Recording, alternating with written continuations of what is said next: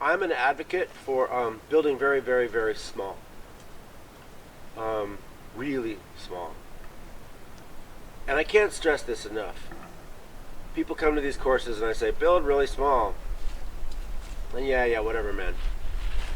But I can tell you that there are more unfinished cob houses in the United States right now than there are finished cob houses. And a lot of those unfinished cob houses are falling apart now.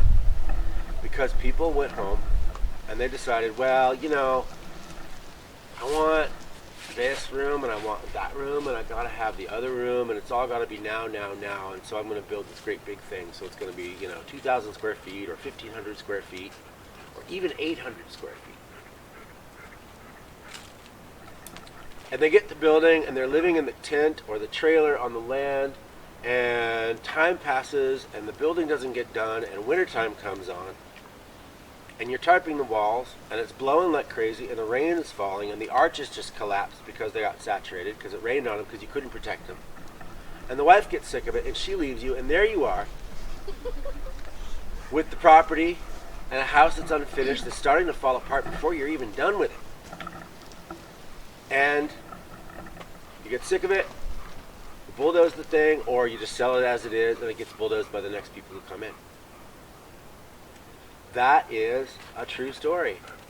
And it happens over and over and over again. It's because people bite off too much the first time because they think they need to have it all right away now. So don't get caught by that. I highly recommend instead that you build a piece of your house.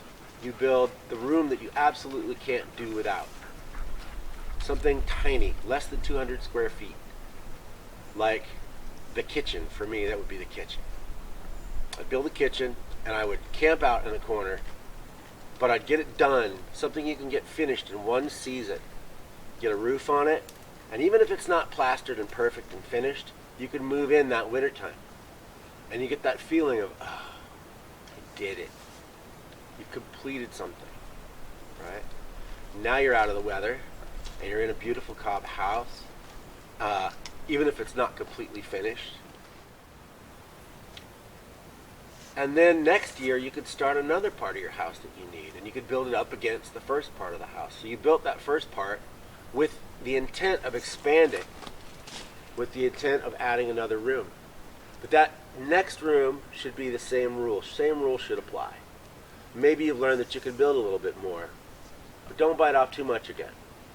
Because you really want that section of the building under a roof and working by winter as well, right? So now I had my kitchen, now I want a little, well, I like books. So I want a little reading room library, and I can camp in that. And then next year, now I can build the bedroom. And then the year after that, I can have the next thing, and the next thing, and the next thing. And you can end up with a 2,000 square foot house, if you really want it. And they could either be connected to each other or they could be disconnected from each other, separate little buildings with covered walkways or anything you can imagine.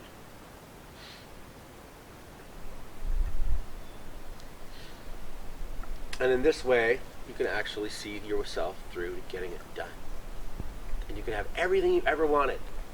Just don't try to do it all at once. Unless you have a really good community that's willing to all come out for you and work all together to do it, like a good barn raising. That's a different story. All right?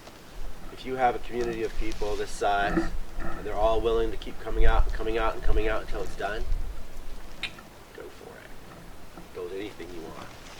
All right? But that's rare in this day and age.